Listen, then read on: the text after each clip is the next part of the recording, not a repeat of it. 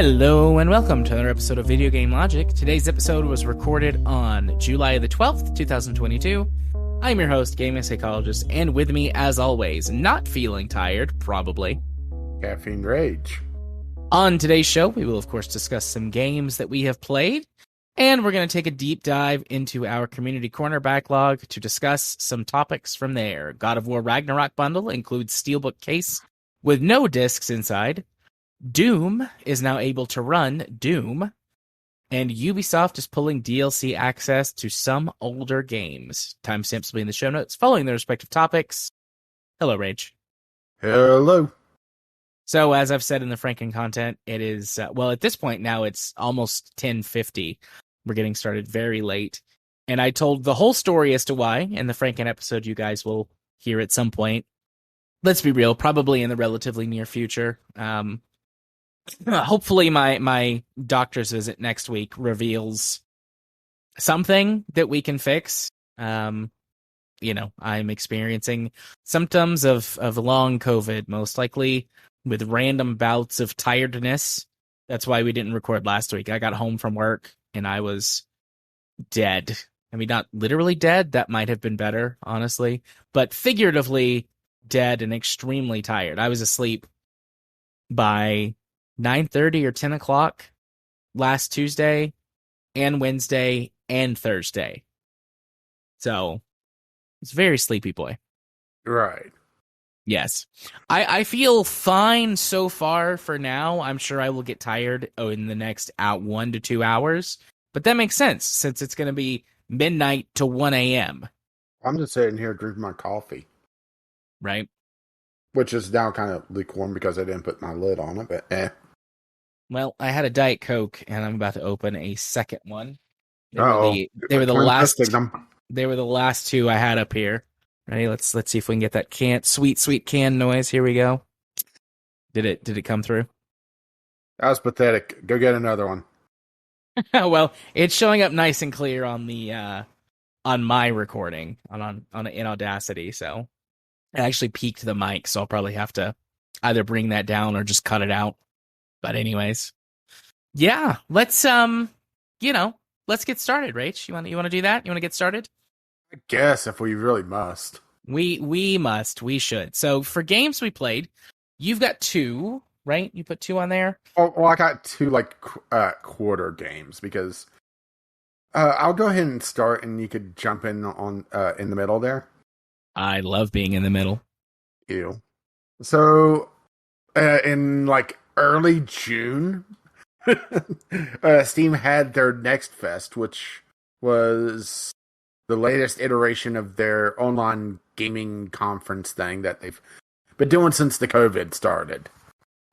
Pushing a lot of game demos and smaller games, trying to get some hype behind them. I pulled 3 games from that.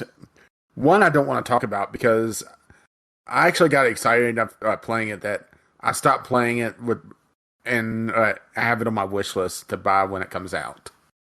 It's making robots, so, right? Yay. And the other 2 I have are, the first one is Alaskan Truck Simulator. So, this is kind of a Euro/American Truck Simulator. I guess American Truck is a better term for it, or better focus on it. Meets sort of Ice Road Truckers, but not really. Plus survival elements as well. Okay? So a big part of the game is they have a survival aspect on top of everything because you're in Alaska. Alaska is fucking cold. So you have to worry about keeping the heater on and not killing your truck's battery overnight, that sort of thing.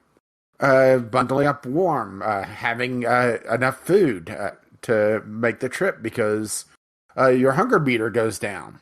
You're not just sitting there with the infinite supply of pizzas in the mini fridge out in the sleeper. And they kind of have these. Well, have you ever seen My Summer Car? No. Okay, so My Summer Car is the most infamous example of it. There's no really hotkeys, you look down and you get a context item to flip the switch.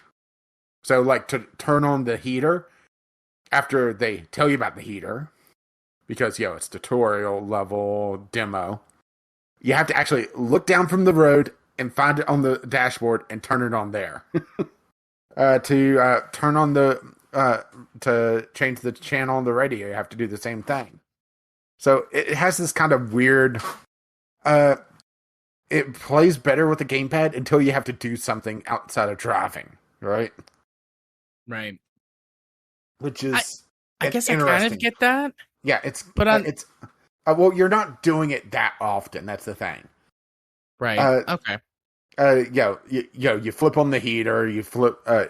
And another thing is that you have to manually disconnect the error and brake lines from the trailer and raise and lower the. Well, I'm sure that there's a technical term for it, but the leg of the trailer, whenever you're detaching from it. Yes. You actually have to get out to do that. So another, kind of survival element is, not hurting yourself, but also, bundling up so that you could do that without freezing to death, right? Yeah. It's an interesting take on it.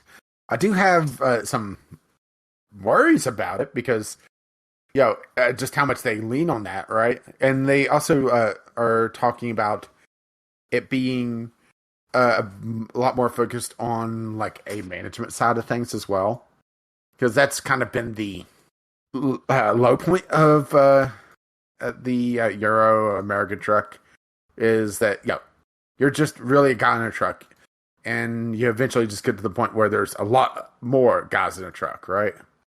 Right. Enough guys in a truck so that if you don't want to, you don't have to be a guy in the truck. Yeah, right. And there's a career system, a survival system going on with hidden routes as well. The map is quite a bit smaller than Euro Truck, but there's also a lot more like roadblocks you'll have to deal with. Broken bridges and carrying supplies that you may have to fix the bridge because, it's Alaska. They don't have roads there. Are you kidding me? Right? Right. But of course, this is the demo, so it might be condensing a lot of other elements down to this one section of the map. It's hard to tell just how big the map's going to be because the screenshots on the store page show a lot of things that you just do not see anything close to in the game or the game demo. So, right? Yeah. A couple of my bugbears with the game was that the mirrors are very low FPS. And hear me out on this. It's kind of weird just having your mirror kind of sitting there and it pulling maybe 10 FPS while the game is running 60. Especially if you're having to back up into a trailer. There are options to go to external cameras, but whenever I'm doing these games, I like to stay in the cockpit as much as I can, right? Yeah. So that's kind of a distraction to me, And they have a lot of interactive elements with the different aspects of the truck until they got to the chains when it was just a regular QTE. Filling up the gas, you have to get close enough to the gas tank and actually pull the nozzle off the dispenser, put it in the tank, and sit there and wait. Right? Yeah.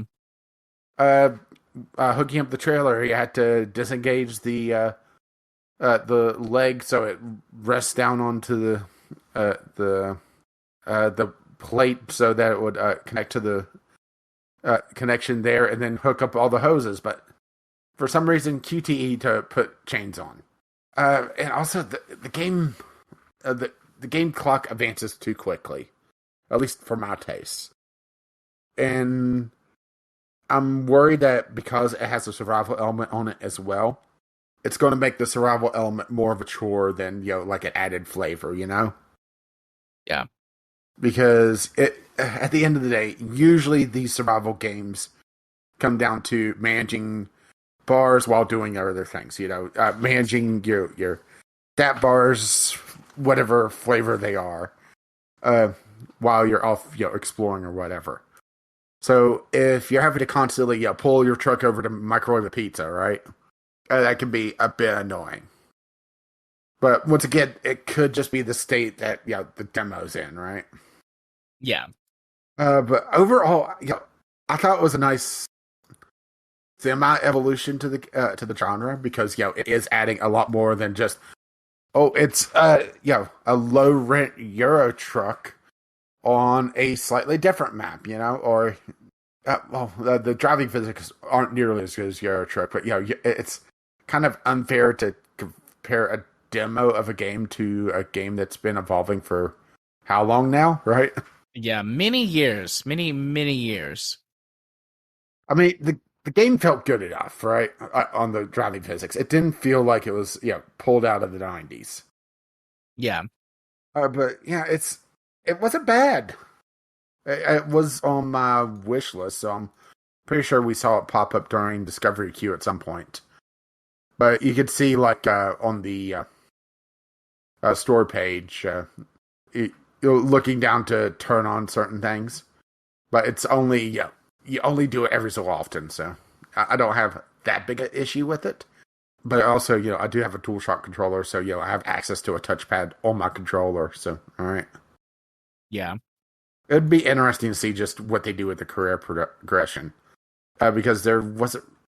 I don't recall anything about skills or anything there on the in the game.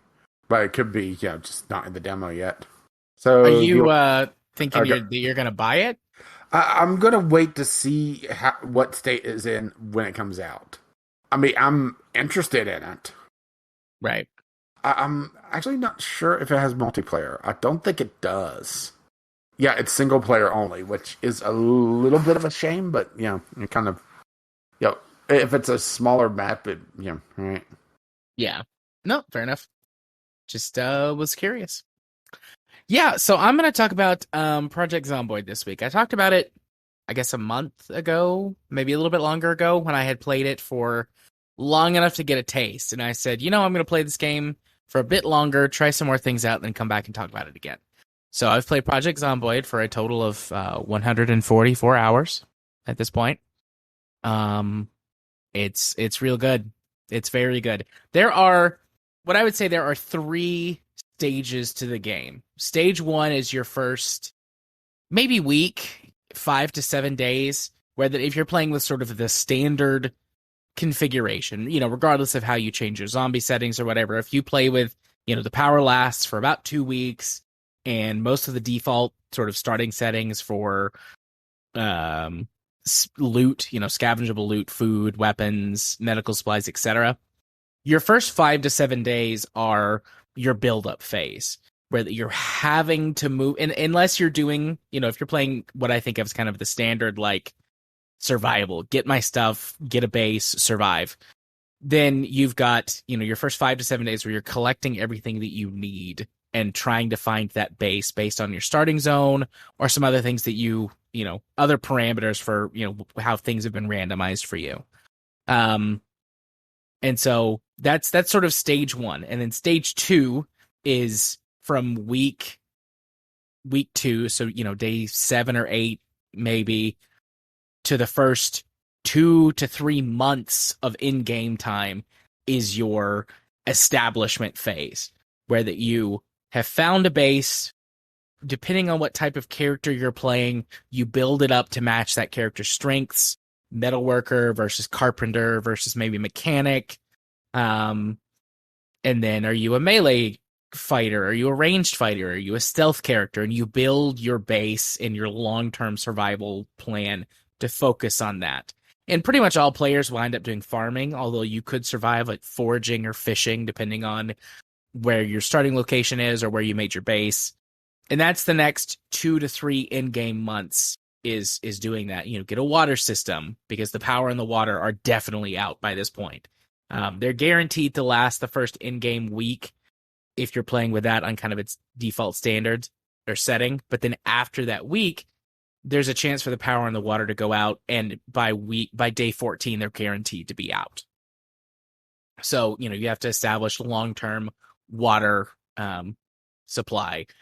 And then if you don't have to, but if you so choose, getting a generator or a couple of generators and fuel to keep them running to provide electricity to your base.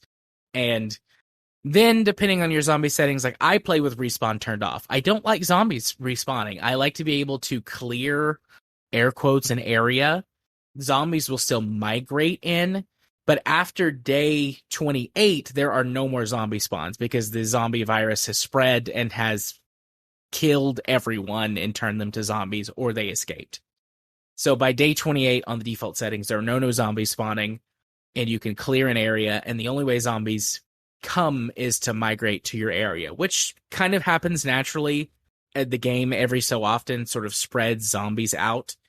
So other than like specific zones that you wall off and truly clear, there's still a chance that zombies can wander into your area. But after a couple of days, like if you play hardcore, you can clear out a horde. And so that's the next 2 to 3 months of gameplay. And then after that, you're getting into the winter months, which is long-term survival and long-term your own personal goal setting. Because you can't win Project Zomboid. You survive until... the tutorial points that out big time. Yeah, because, I mean, one of two things happen. Either you get killed in some way. Zombies get you, you starve to death, you crash your car going 100 miles an hour, you fall to your death, you accidentally set yourself on fire. These are all things that I've done, by the way. You drink contaminated water and get sick and die. You get a massive infection because you don't have any, medical supplies to disinfect yourself, and that kills you. Or you stop playing. Either you stop playing the game altogether, or you stop playing a character or a world state that you've got for one reason or another. So you have to decide what your long-term goals are. And I can, every once in a while something goes wrong and I don't get past stage 1, but I almost always get past stage 1 now into stage 2. But I don't always get past stage 2. I've only had one character that's gotten to stage 3. That sort of late game, in-game goals. Now, you can, I can't remember if I mentioned this last time or not, you can choose to spawn as a new character in your current world state. So it just picks right up, the moment your character died and you spawn a new character, then things keep progressing and you can go to your old base, you can collect all of your gear. If you died in a way that you turned into a zombie, if you were bitten or scratched and had gotten infected, you can track down your zombie and kill it to get your stuff back that you had on your body. If you died in some other way, as long as your gear wasn't destroyed, like in fire, you can just find your body and take your, loot your stuff back and keep going. The only thing that you lose is your skills. You will have to retrain those skills. And initially, when I was playing, I would start a new game every time because I was experimenting with things. And then I was trying to play long enough to see the mid to late game. So I kept spawning in a world. And now I'm back to every time I die, I'll start a new character. Because I will live most of the time 30 to 60 days and then longer on characters. And God, this game is so good. There's so much in it. I have found some limitations within the game, and I have found some min-maxy gaminess type of stuff you can do with the traits, because you take positive and negative traits. Positive traits cost points, negative traits give you points. And there are certain negative traits that are very easy to overcome that are worth lots of points, like underweight or very underweight. Extremely easy to recover from being underweight. You can gain weight in the game a lot faster than you can lose weight. So being overweight or obese has advantages because depending on your world setting, that might be beneficial if food is really scarce. But even under standard settings, you can easily quickly get enough food to gain back up to 80 kilos and remove the underweight tag and all of its negative penalties to things like your stamina regenerating more slowly and you being easier to get sick and healing slower. And so, those are basically free points. So there's some gaminess to it that I've discovered. But overall, the game makes pretty logical sense with how it handles everything. And I've now gotten into basic modding territory. There are a zillion mods for this game that add everything from new maps to play on and weapons to completely changing the game by adding systems like new crafting systems and adding AI survivors to the game. I mean, you can play multiplayer, and I have played some multiplayer, and I'll talk about that. But, adding AI survivors and, completely changing or removing systems within the game, adding new ones, adding, like, tons of weapons or food or cooking or dance moves, like all kinds of stuff.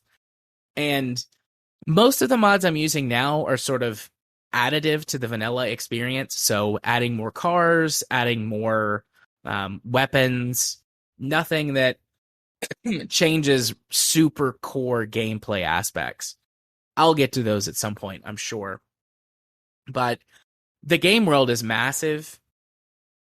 I didn't, I think I kind of talked about this before, but I didn't realize just how big the world is until you start driving. I mean, it is a real life, it's not a one-to-one representation of real life. Most of the areas are fictionalized, and even Louisville, which is, Louisville, Kentucky, is a real city, but it's a fictionalized version of Louisville. Fake city. Yeah. But it still is representative of a county, which is, several hundred, possibly 1,000 square miles to drive from one end of the map to another in a car at a decent speed, moving slow enough so that you don't like crash into things and die. But, averaging 55, 60 miles an hour can take an hour or two to get across, depending on how much stuff you, depending on how much stuff you have to navigate through car crashes and things like that. So it's a huge map with, somewhere between 75 and 100,000 zombies spawning initially for the whole map and then increasing as the zombie infection spreads for the first 28 days in game. So there's, even without, with respawn turned off, there's a ton of stuff to see and do. I have built bases from the ground up. Some of that is a little bit rudimentary, but I mean, you can build plaster walls and you can paint them and you can, or you can build metal walls, which are impervious to zombie damage. Or you can build wooden walls, which, zombies can tear down, but, they're easy to build and repair. Multi-story buildings, putting in your own cooking facilities and drinking and showering and like the whole nine. Like you can build, piers for, fishing and, can explore and live in the woods. I've done playthroughs where that I've been like a woodsman or a park ranger who, is trying to survive in the wilderness, and you can chop down trees and, get a tent, and there's just so much you can do. And my biggest complaint is that had to mute myself for a second. My biggest complaint is that in single player mode, it just becomes overwhelming. In the early stages of the game, when you're just focused on survival and gathering, you're going from, house to house or location to location, killing some zombies, taking stuff. Not a lot to manage. Then you're building a base and you've got to get a car. And if you don't get lucky enough to find keys to a car that's in good condition, you've got to build up your mechanic skill and your electrical skills so that you can learn how to hotwire a car and then steal a car. And you've got to get resources. If you fortify an existing building, it's easier, but if you're building to or adding on to some other structure, then, you have to chop down trees and get nails and screws, and then you've got to get food, and you got to manage your food, and you have to manage your medical supplies, and you have to stay clean, because if you're clean, you're more likely to get an infection if you get injured at all, and you're more likely to get a zombie infection if you get scratched because you're dirty. And your clothes are bloody and your character's depressed and you gotta eat ice cream and read books, and it just becomes very overwhelming. And it can be done. I have managed single player characters that have lived for, 5 months in game and have killed, 2,500 zombies and have a lot of skills, in the 7, 8, 9, 10 range, which 10 is the maximum for skills. I have done that. But I've also had times where that I have myself been sort of like standing still for too long, looking at my inventory, going, "Wait, what is it that I need to get now?" And then a zombie has come up and chomped me, and it's like, "Well, that's it. I'm fucking dead now." Just because there's so much going on and I get distracted. And I do get that that's part of the game.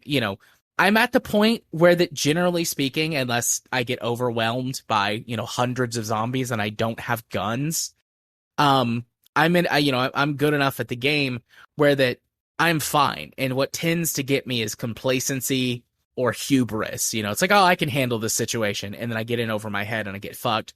Or I'm being lazy. I'm not checking my corners. I'm not, carefully clearing a house before I start disassembling things in it or looting it. And a zombie breaks out of a closet and gets me, like, that's the two ways that I die most often now. My own hubris or incompetence in it, or carelessness maybe. And that changes the feel of the game a lot. Multiplayer does away with most of those problems.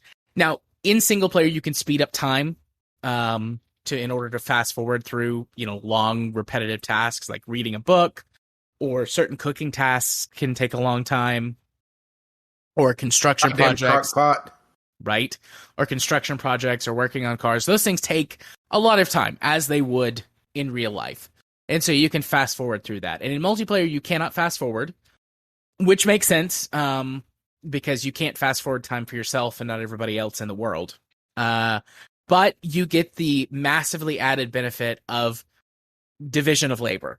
And so I have started a server with a few people that I play tabletop games with, Vampire the Masquerade, Ian and Lexi, who guested on the show last year when your computer was dead for like a month or two, as well as a couple of other people from tabletop games that I've played. And you're welcome to join us too, by the way, if you want to. We haven't played on our server in a couple of weeks, but, anyways, we each have tasks. And because I'm the most skilled at the game, I tend to take on recon and scavenging and zombie clearing. So I'm out and busy a lot. Lexi likes the building and crafting system, so she is dismantling things and fortifying and, building our structures up. Ian likes the electronics and the engineering stuff because you can craft pipe bombs and Molotovs and electronic components for like motion sensors and noise, distraction machines. And then there are mods that add things like gun turrets and full blown like metalworking stuff where you can, build a forge and craft weapons or armor or whatever.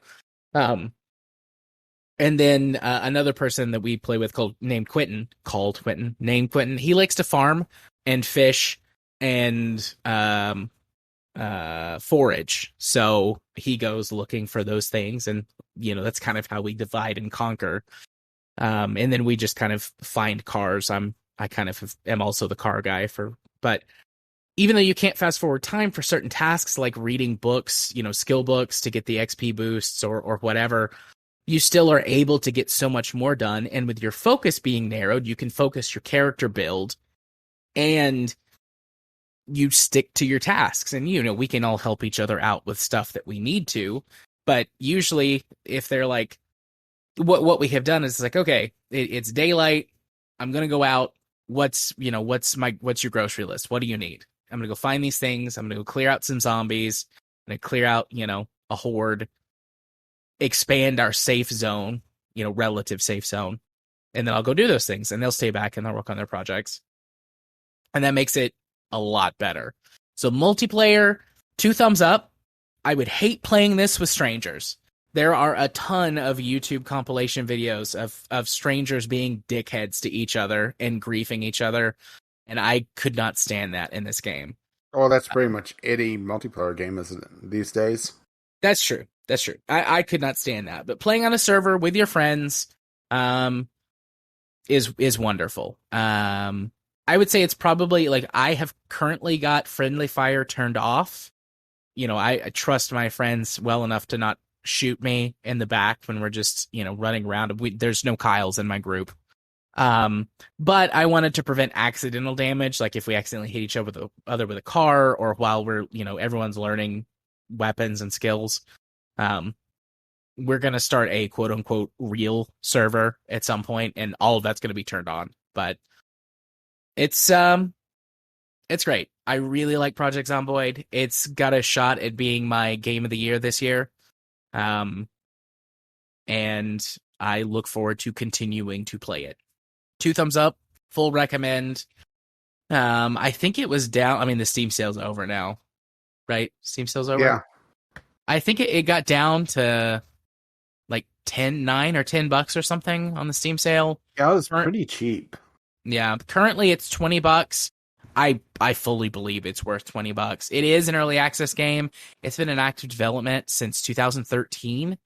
And it's about to have another pretty big update that comes out that's going to add hunting and expand the crafting system. And they're going to add actual animals. You can hear animals now as kind of random events, and they have a chance to draw zombies around. But they're saying that they're going to add some animals, deer, rabbits, that sort of thing. It was $14.19 after tax for me. So okay, so it's 25% off. Yeah, thereabouts. But anyways, that's the main focus of the next big update. And the game gets regular updates. It's got a pretty thriving community on YouTube in the modding scene. There's lots of tutorial information. Also, feel free to ask me if you want to play and you want to get some help. I mean, I'm no expert, but... Well, that's also why I kind of wanted to wait on it to be... because, let's be honest, it's going to end up in Game Club at some point. Mm-hmm. But I wanted to wait till it was a few more updates down the road. Yeah. Fair enough. Because we got burned bad on that last early access game. Yeah. But to be fair, well, right now it looks like they are not doing any development because Ukrainian developer. Yeah. Right? Or at least partly, part of the team's there. For Zomboid, or are you talking about... Now I'm blanking on it. I know it's Celestial Command. Was that it? Yeah. Yeah. Actually, I'm going to go double check to... I mean, their last tag is no war. To tell the truth, I never thought I'd post this on Steam. But basically, they're at least partly in the Ukraine. Or the Ukraine region, so... Right? Yeah. So I don't blame them there, but... Whew. Yep. So that's it for me. You got one more?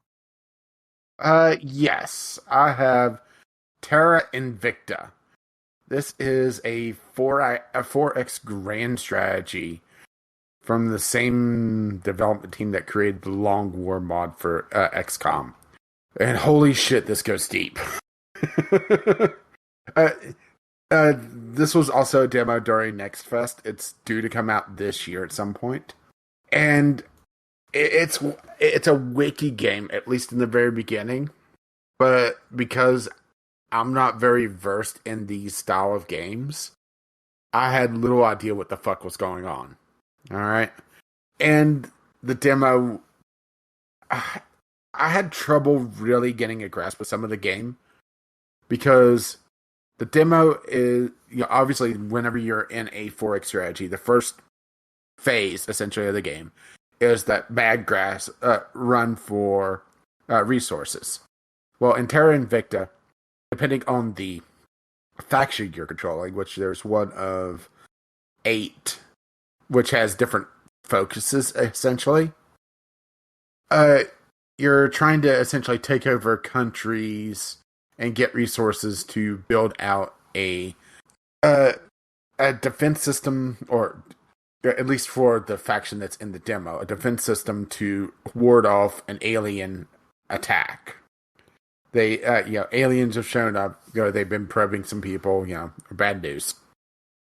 And the faction in the demo is the Resistance, which is think of them as essentially the XCOM initiative. All right, only without a backing of a central council. So you're kind of having to grab your own countries and secure funding and do your own research. And it's incredibly deep, but at the same time,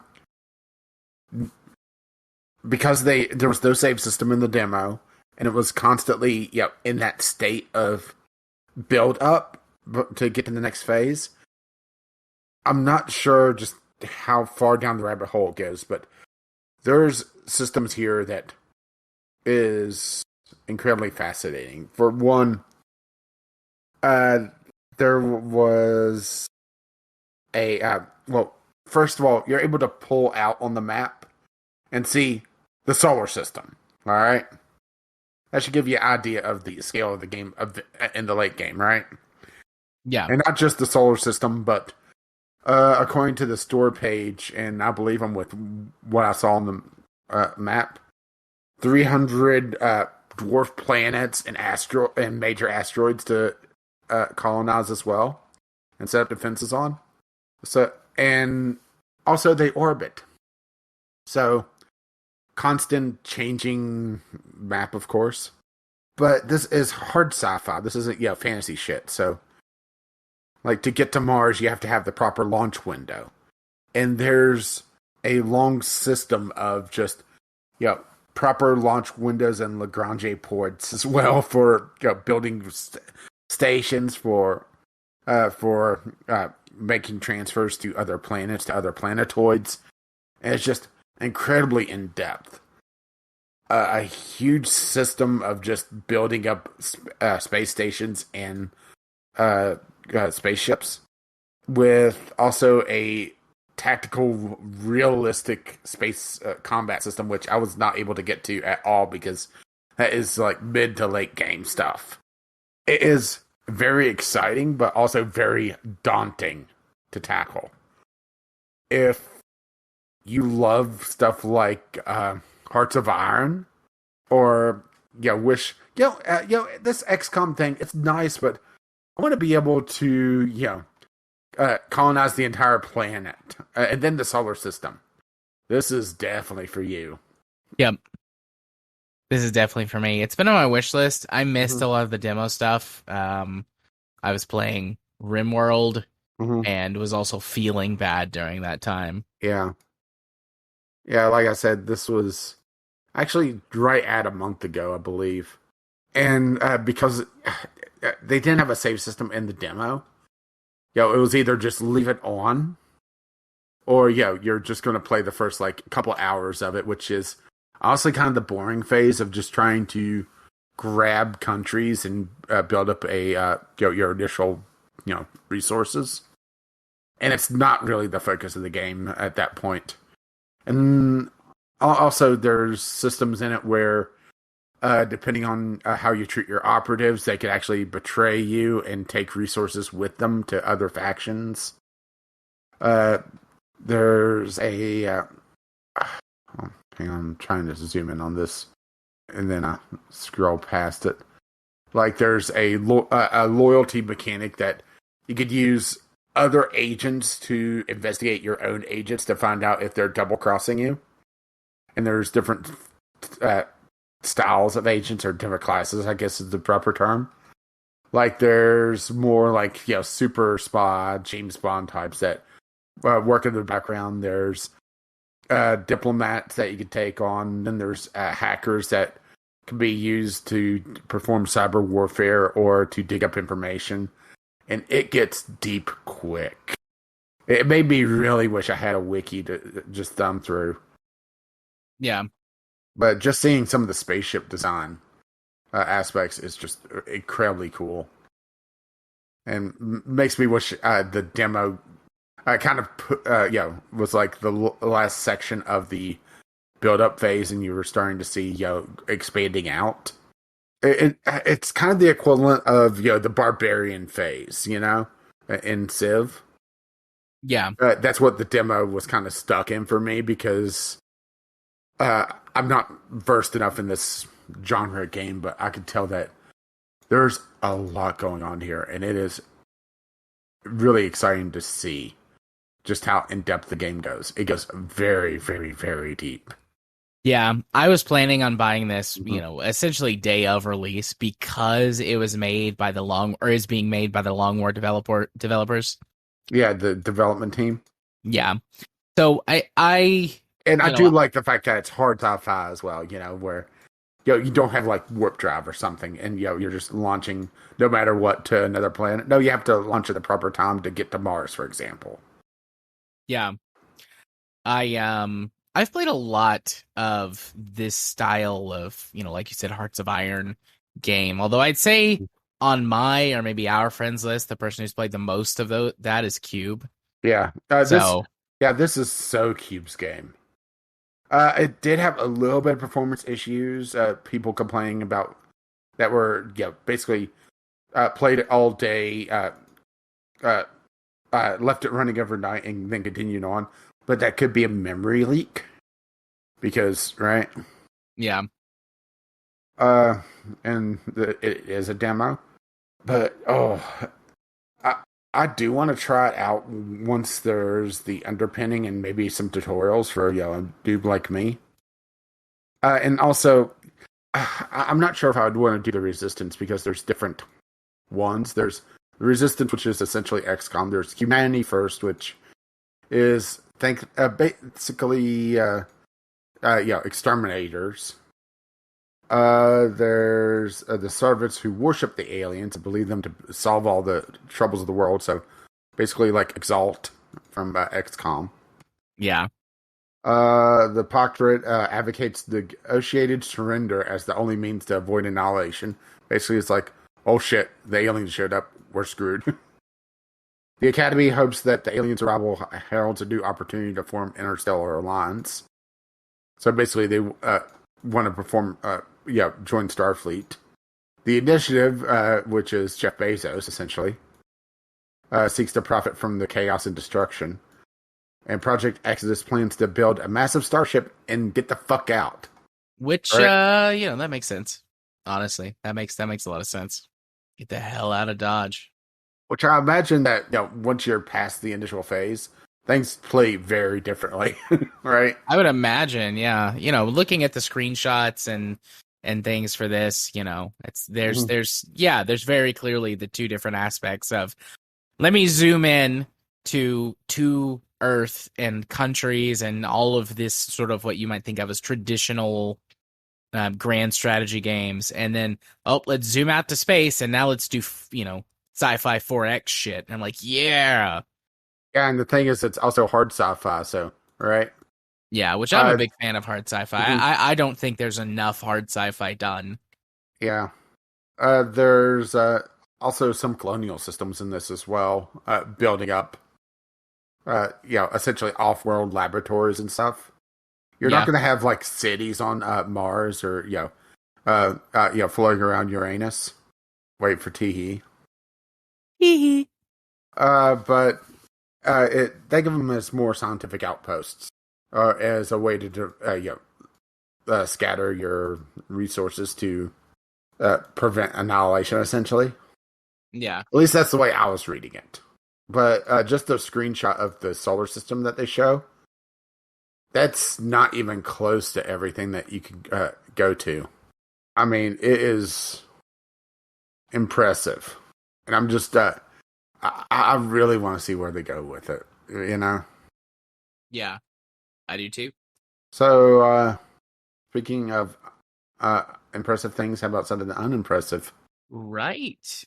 Our first news story, this is going to be Community Corner week, catching up because shit has gotten kind of crazy, and the only episode that we were able to actually record was the Game Club one, and then you were suffering from the COVID, so right? Yes. But yes, so the first one we got on the docket from Community Corner, God of War Ragnarok bundles include Steelbook cases with no discs inside.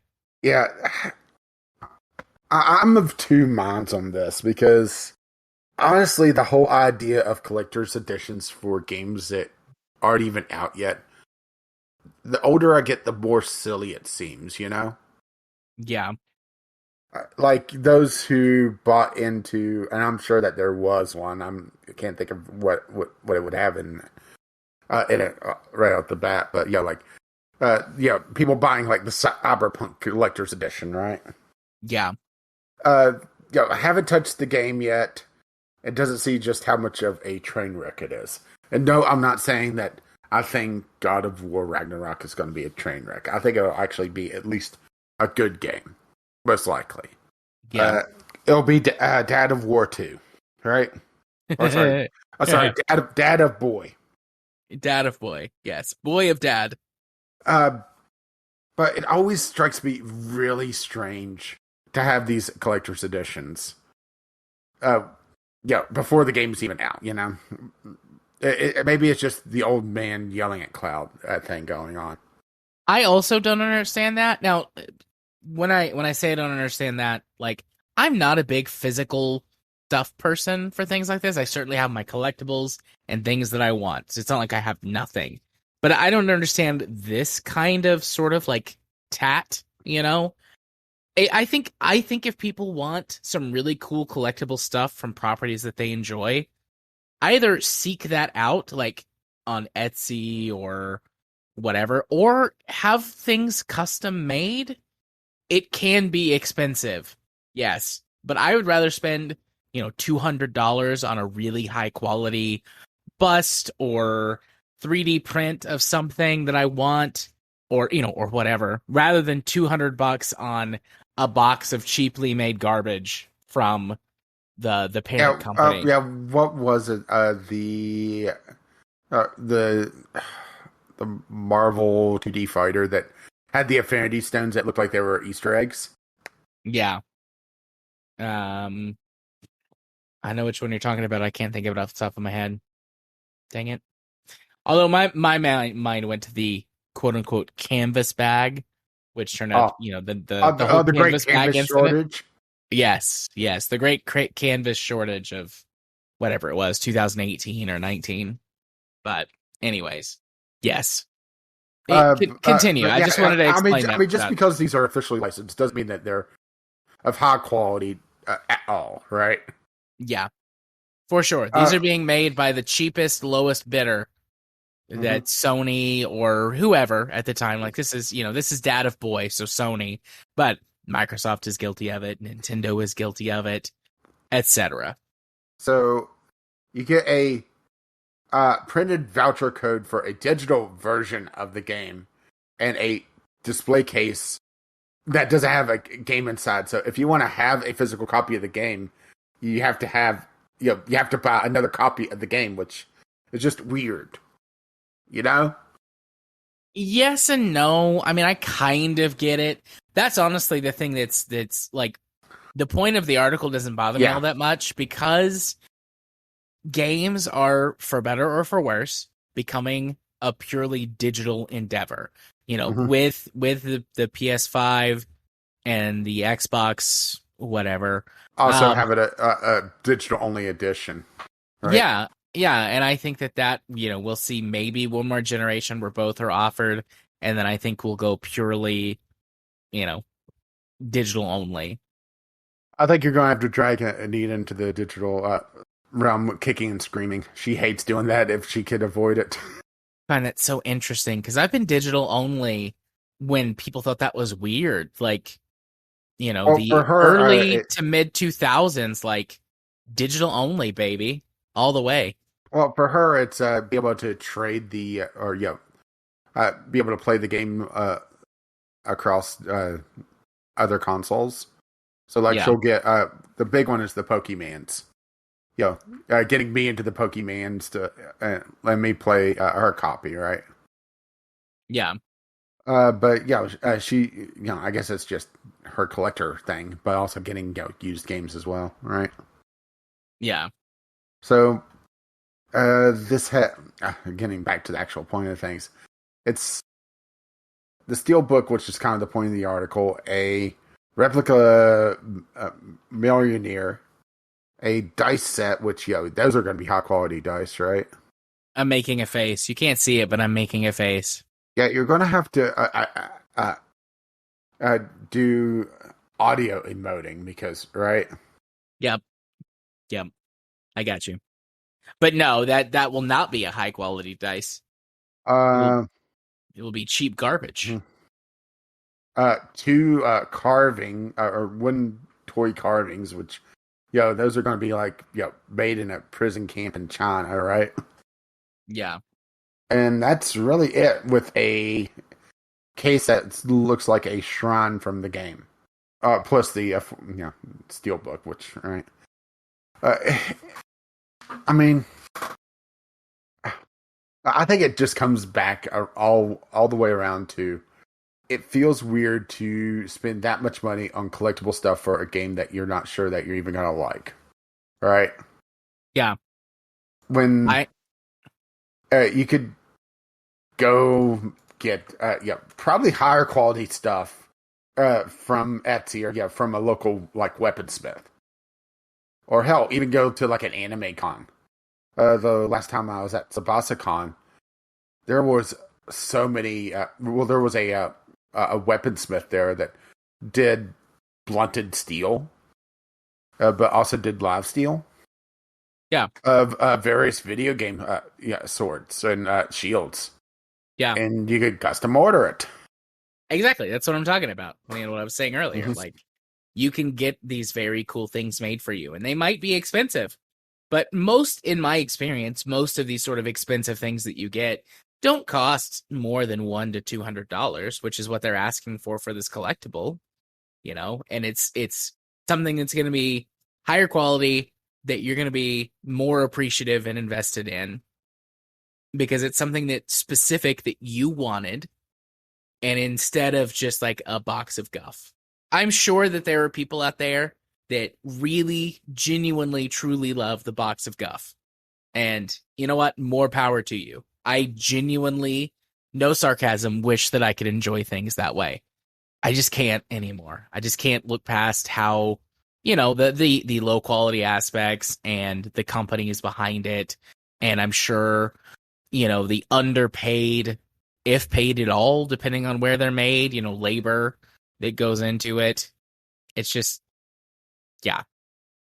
Steal corporate, buy local. That's my motto. Especially if it's Ubisoft, but we'll get there. I mean, I do think that they really latch into the collector's aspect on this, and also the idea of it being an investment. Some people just squirreling these away. Like right now, there's somebody selling a collector's edition for the first the first reboot God of War, or Boy of Dad. Yeah. For $600 on eBay. Completely unopened. Right? Yep. Good for them, I guess. If they get it, good for whoever. And I know. Just because they have it listed for that doesn't mean that they're going to get that. Yeah. But there's some people that look at this as an investment, especially if the game does well. And that's kind of the other kind of flip side of this, and where it feels kind of scummy trying to bank on this, right? Yeah. Hoping that this is good enough quality that you could make a profit on it instead of Infinity Stone eggs, right? Yeah. Which, weirdly enough, like, it becomes more profitable if the game is a flop. Oh, unless it all ends up in Goodwill, which I have seen. True. Which Same. It is also a little weird going to a thrift store and seeing a bunch of mugs for what game was it for? It was some PlayStation 4 game that I can't think of now. There was like a line of like 10 of them, and just my local Goodwill. Yeah. And if you look at like LGR, there will be a couple times he'll go into one on his drifting shows, and it'd be just a wall of these sculptures. Yep. I don't know. I was trying to think of something to add, but it's like, yes, I have seen this. Now I gotta check something.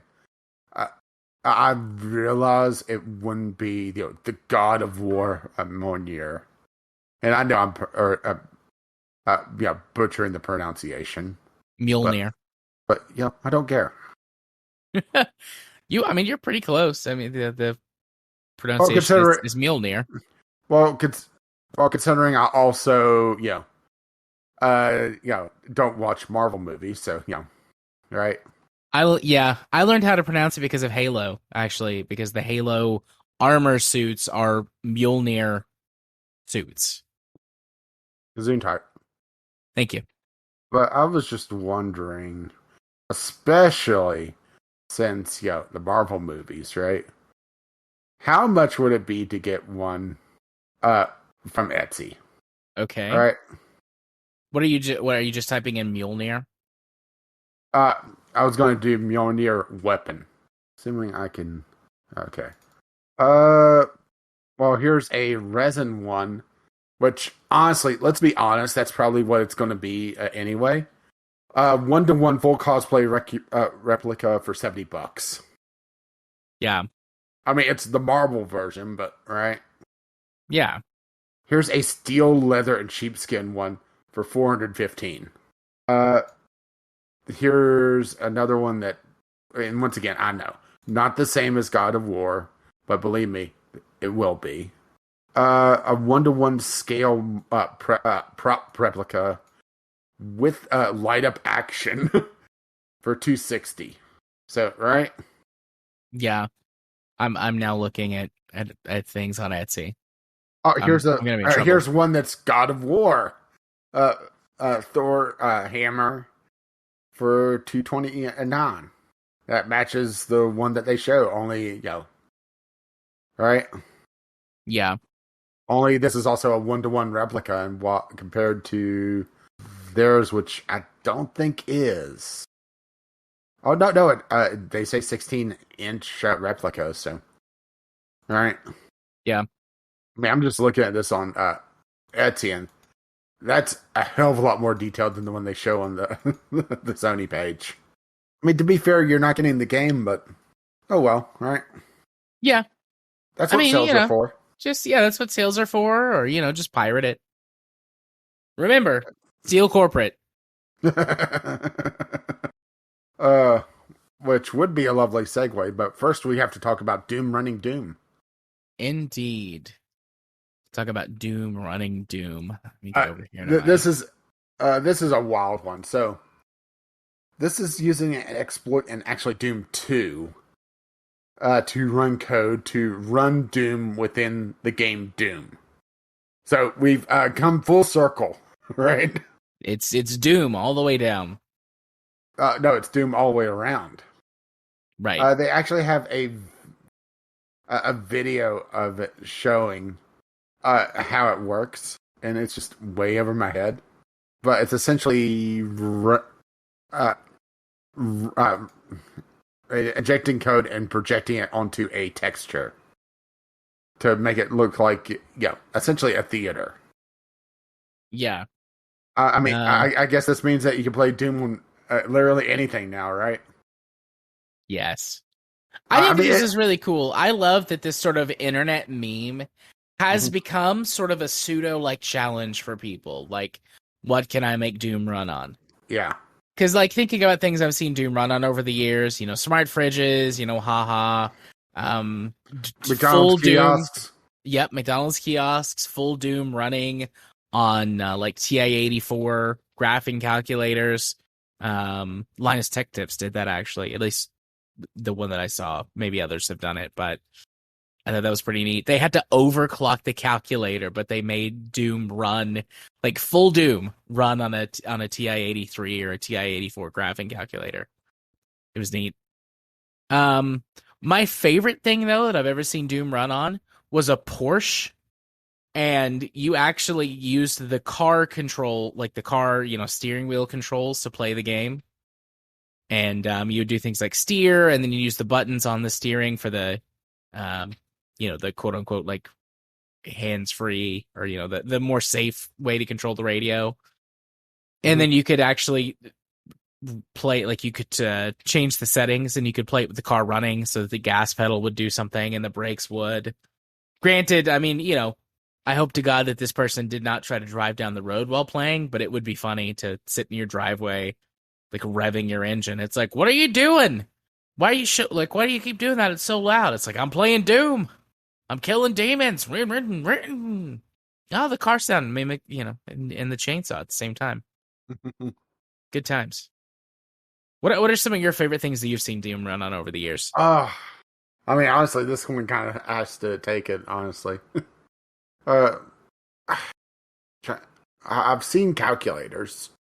LGR highlighted one in second call for LGR, I guess.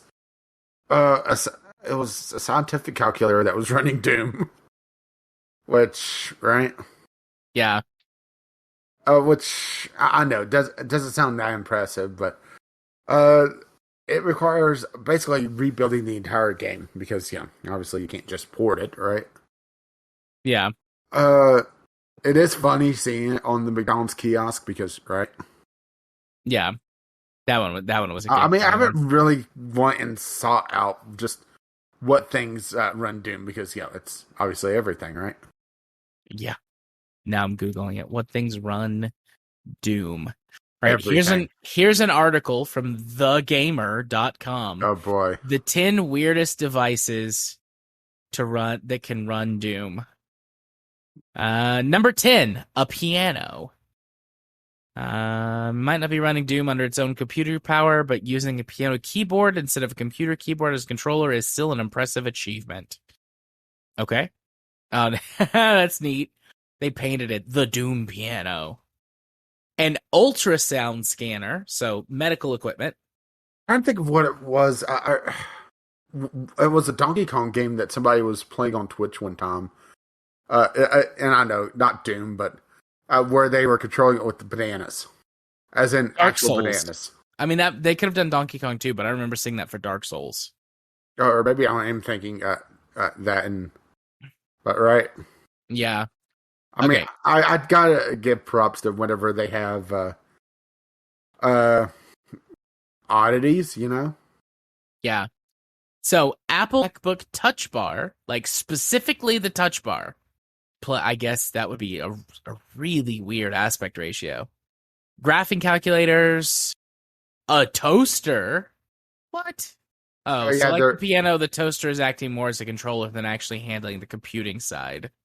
yeah. And There's some really smart toasters out there as well.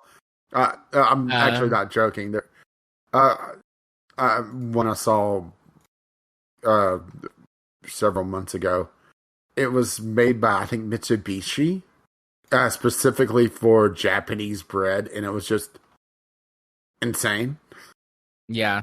I'm gonna have to possibly put that in the show notes because it was completely computerized. Because right, Yeah. All right. An ATM. According to this, some hackers uploaded it into an ATM. Like they had it ready to go, and they went and uploaded it to an ATM, and then left that for people to find. Something called a Mikey or a Mickey card reader. It's a public transportation kiosk in Australia. An office touchscreen conference phone. Digital camera from 1998. Kodak something or other. I can't read the picture. And then, here's the one I was talking about, a Porsche 911. That's listed as the number one. I just linked you the world's most expensive toaster. It couldn't run Doom because it doesn't have the proper screen. But it's what I was thinking of. But obviously can't. But it's 300 pounds, British pounds. Which hey, right now is $300. I thought that was the euro. That was the parity with the US dollar. Sorry. Why was I thinking pounds? Pounds and euros. Because, UK left them and also never did that anyway. Yep, they kept the pound sterling. Yeah, that should have been the first hint that something was going off, huh? Yeah.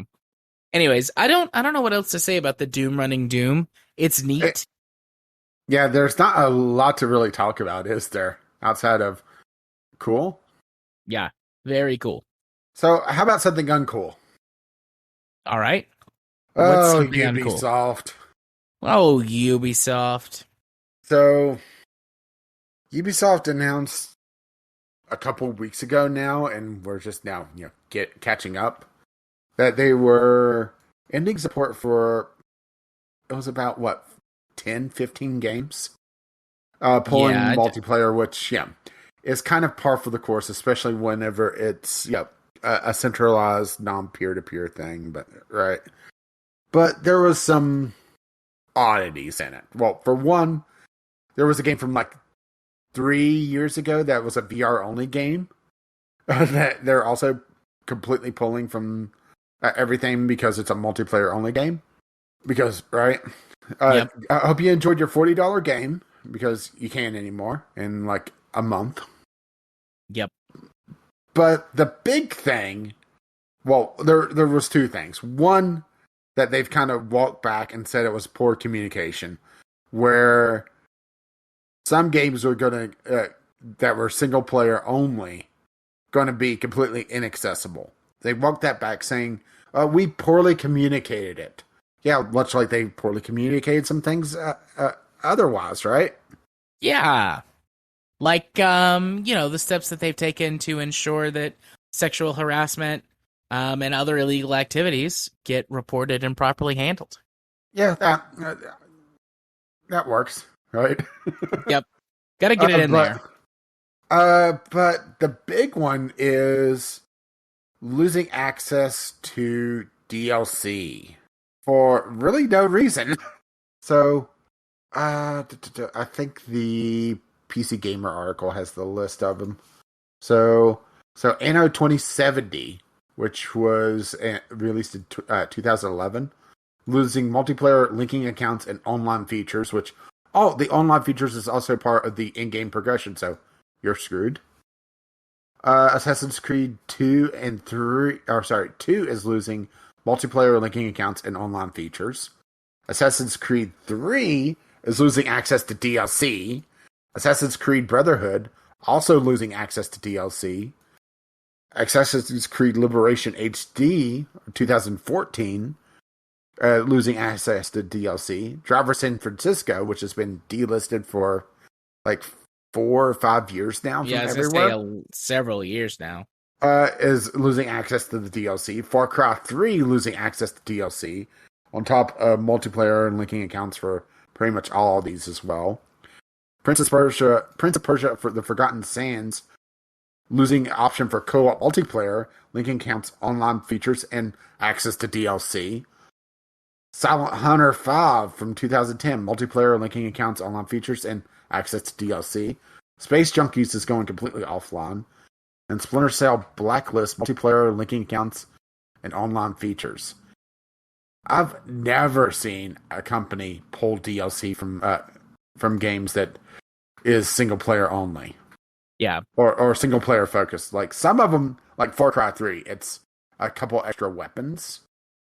But some of these is actual content as well. And it's just weird. Cutting DLC off is an extremely bad precedent. And I think it's going to piss some people off that they normally can just slide by because, hey, they don't pay that much attention to this stuff. But, right? Yeah. This is a weird situation that I can see their justifications for, and it doesn't matter. Like, that's the thing. Like, this is, not surprising, right? Not surprised that any corporation, is going to do whatever they can to screw over consumers and not provide them the goods or services that they promised. Because the corporation's going to corporate, right? Fuck us. Fuck you, pay me. That's their mentality. So I'm not surprised. The arguments of it's taking up resources, servers, etc., developer time to manage and maintain, I do understand. But my response to that is, you made this contract so much with money us. on this, right? You make so much money, and you made this contract with us. So, tough shit. I mean, I know I can't make them do anything. I would, if I could, I would. But that's my feeling on it. Like, I hear you, suck it up. Too damn bad. If you didn't want to support these games, essentially in perpetuity, or change them in such a way so that they don't need this support and can instead function without it, like too damn bad. But that's not what's happening or what's going to happen. Mm-hmm.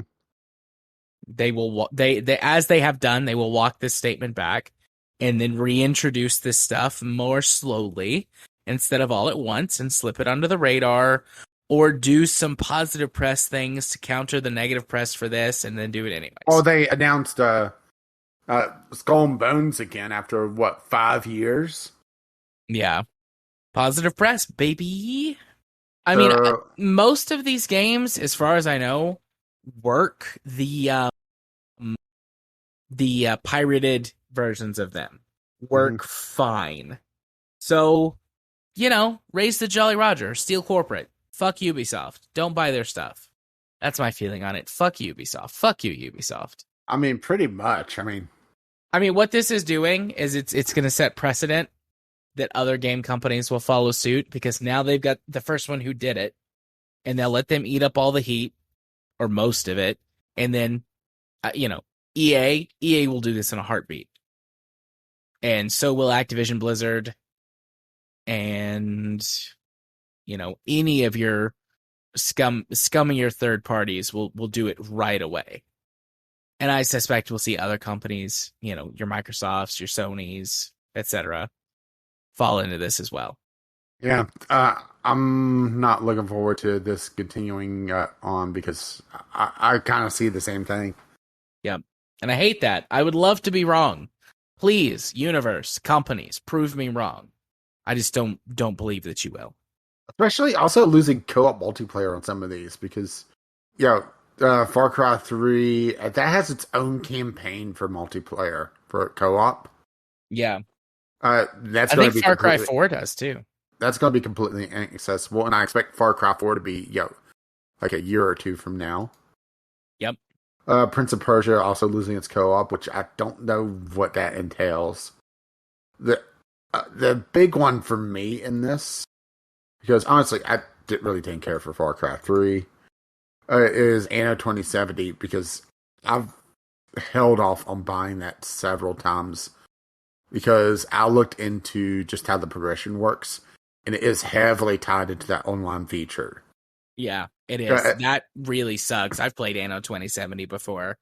The base gameplay is like any other Anno game. It's fine if you like that sort of thing. But how heavily on the online progression affects the game sucks. And at this point, you're locked into whatever the last, massive thing was that people did. Although, that won't matter anymore because it's all going offline. But yeah, Anno 2205 is really good for what it's worth. But, how long until that's on the chopping block? Yeah, this has me hesitating. Well, I was already hesitant to buy Ubisoft in general because, right? But yeah, this has me rethinking some things. Like, I was looking at the upcoming Mario plus Rabbids. Well, I'll just buy that used now, because fuck Ubisoft. I'll play it eventually, but I won't be giving Ubisoft money. Right. That was like the one thing.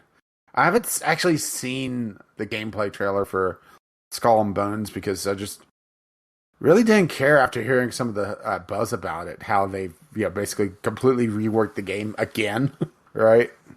Yeah. I should look into that, because it might be amusing. Kind of Mystery Science Theater so bad, right? Yeah. But I guess, I'm free. Well, it's free anyway, but I really wanted to play Driver San Francisco and just never got around to acquiring it. So, right? Yeah.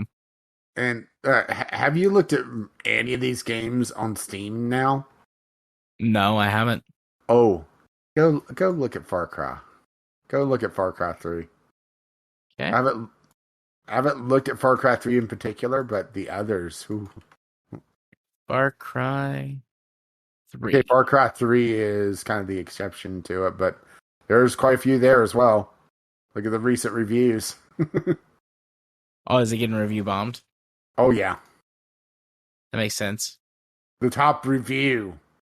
Talking about the game going offline for multiplayer and stuff. And the big thing is also the DLC that you purchased, Yeah, some of this is free DLC that they're taking away. Okay, fine, but this is also some of this is purchased DLC or getting it in like Game of the Year editions, Yeah. and that's dangerous. I'm extremely hesitant to recommend anybody getting anything at Ubisoft. Well, I was before, but I still am. Yeah, don't buy things from Ubisoft. But if for some reason you were considering anyways, definitely don't do that. I'm just I'm on on the Far Cry 3 forums. Why not make co-op peer to peer?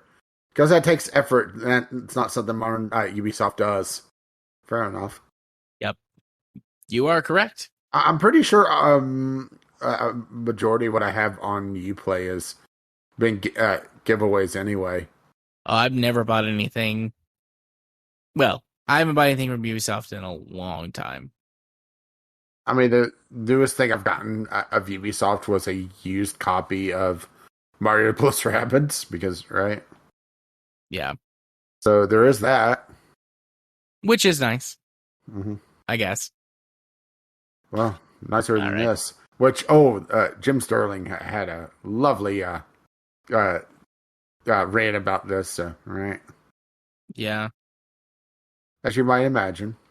I'm looking at other things. I saw somewhere some article that said that a game would be removed from your Steam library. Okay. So this is that the connected to Ubisoft? That was Assassin's Creed Liberation HD. They supposedly had a miscommunication, and it's the DLC and not the game itself. So, all right. But there's screenshots of the store having this game will be removed from your Steam library on September 1st. So make of that what you will. It says right now on Steam, notice DLC for this product and online elements and features will become unavailable as of September 1st, 2022. The base game will continue to be playable. Yeah, but if you... Now I'm looking for an article that has a screenshot of it. They had a secondary thing on it saying that it would be inaccessible. Looking at some other games too and seeing what they say. Watching the dumpster fire burn.